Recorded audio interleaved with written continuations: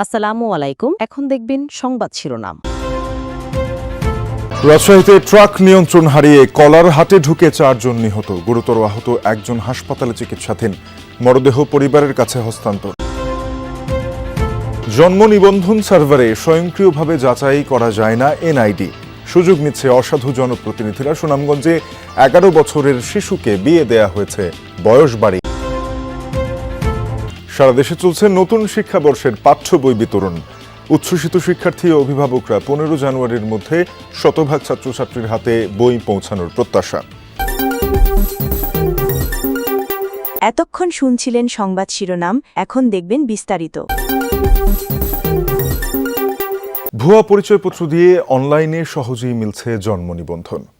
কারণ জন্ম নিবন্ধন সার্ভারে স্বয়ংক্রিয়ভাবে এনআইডি যাচাই বাছাই করা যায় না। সেই সুযোগ নিচ্ছেন অসাধু জনপ্রতিনিধিরা। সম্প্রতি সুনামগঞ্জে ভুয়া এনআইডি দিয়ে 11 বছরের এক শিশুর জন্ম নিবন্ধন তৈরি করা হয়।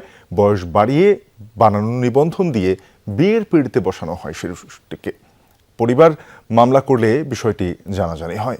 যে বয়সে দুরন্তপনায় বেড়ে ওঠার কথা, সেই সময় সুনামগঞ্জের মাইজবাড়ি সরকারি প্রাথমিক বিদ্যালয়ের এক ছাত্রীকে বসতে হয়েছে বিয়ের পিঁড়িতে।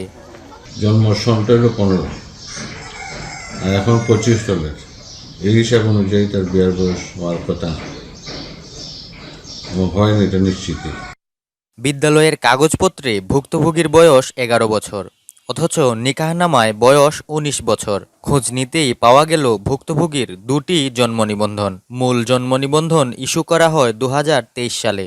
একই ইউনিয়ন পরিষদ থেকে 2025 সালে আরেকটি জন্ম নিবন্ধন দেয়া হয়। সেখানে ভুক্তভোগীর বয়স বাড়ানোর পাশাপাশি নামেও কিছুটা পরিবর্তন আনা হয়। এই নিবন্ধন দিয়েই বিয়ে পড়িয়েছেন কাজী। বিয়ে হয় দুই পরিবারের সম্মতিতেই।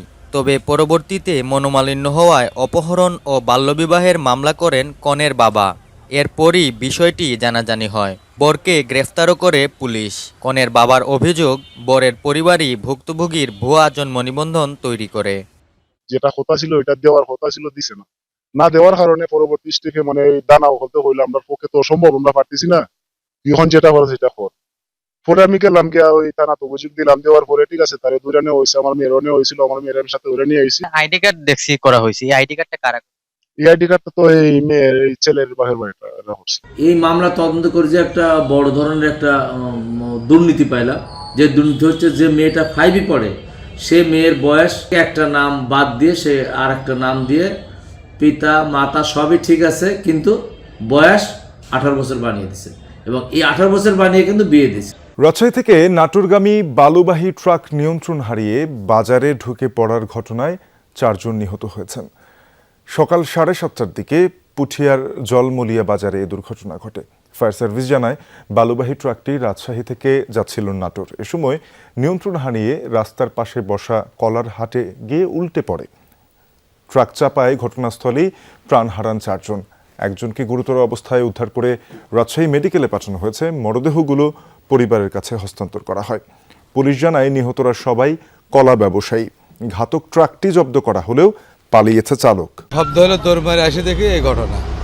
তার পাশে এখানে মনে কর 3 জন চেঁচা খায় আছে, চাকার সাথে চেঁচা খায় আছে, এখন ক্যাবিনের ভিতরে আছে, আর 2 জন বালুর ভিতরে তোলা হয়েছে। একজনকে দেখছিলাম মাথার চেপটা লাগিয়ে এগুলো, কিছু ওদের চেনার মতো কোনো পরিস্থিতি ছিল না। বালুবাহী ট্রাক রাজশাহী থেকে নাটোরগামী পথে ছিল, সম্ভবত অন্য কোনো গাড়িকে সাইড দিতে যে হোক এরকম সে নিজের নিয়ন্ত্রণ হারিয়ে পড়ে উল্টে যায়। স্পটে 3টা মৃতদেহ পাওয়া গেছে। 4 জনের মরদেহ পুলিশ উদ্ধার করে 4 জন পরিবারের কিন্তু যে লাশগুলো হস্তান্তর করা হয়েছে। এবং আমি রয়েছি এই কলা ব্যবসায়ী যিনি ছিলেন মুনকের, তার বাসায়। এখানে একটু দেখাই যে লাশ আনার পরেই আসলে স্বজনদের যে আহাজারি সেটি শুরু হয়েছে। পাড়া প্রতিবেশী, আত্মীয় স্বজন তারা দেখতে আসছে, এবং পুলিশ যেমনটি বলছে যে মৃতদের স্বজনদের কাছে লাশ হস্তান্তর করার পরে এই তাদের যে ঘাতক ট্রাক, সেই ঘাতক ট্রাকের যারা সংশ্লিষ্ট ড্রাইভার সহ তাদের ধরতে কাজ চলছে। এবং এই ঘটনায় থানায় একটু অপমৃত্যুর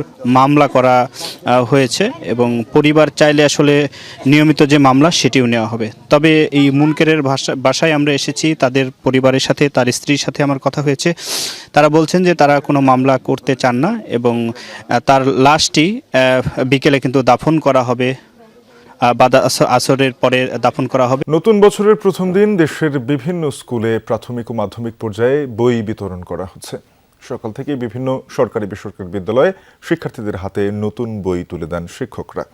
বছরের প্রথম দিনে নতুন বই পেয়ে উচ্ছ্বসিত ছাত্রছাত্রীরা। বিতরণকৃত বইয়ের কাগজ, ছাপা, রং ও নকশার প্রশংসা করেছেন সবাই।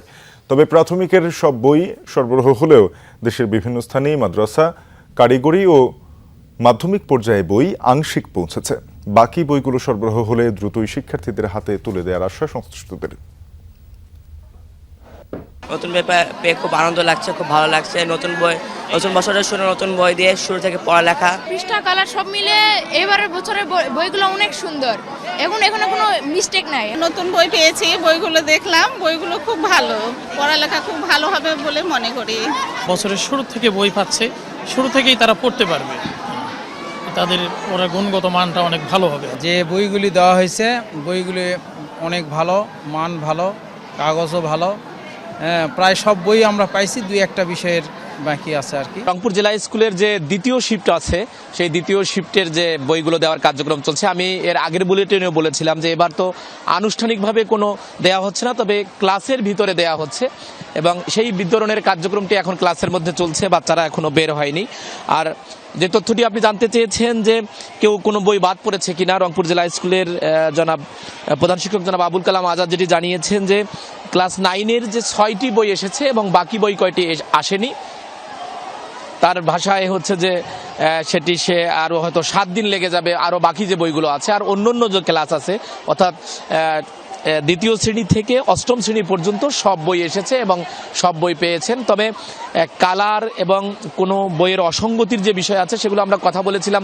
আমরা 9-এর একজনের সাথে কথা বলেছিলাম, 7 এবং 8-এর। তারা বলছেন যে সেরকম কোনো কিছু এই মুহূর্তে তাদের কাছে ধরা পড়েনি। তারা যেটা বলছে যে তারা বাসায় গিয়ে যখন পুরো বইটি ভালোভাবে দেখবেন তখন হয়তো এটার কোনো কোয়ারিজ আছে কিনা তারা বলতে পারবেন। আপনাকে আরেকটি তথ্য দেই যে রংপুর বিভাগে এবার 50 লাখেরও বেশি বই যে বিতরণের যে কার্যক্রমটি শুরু হয়েছে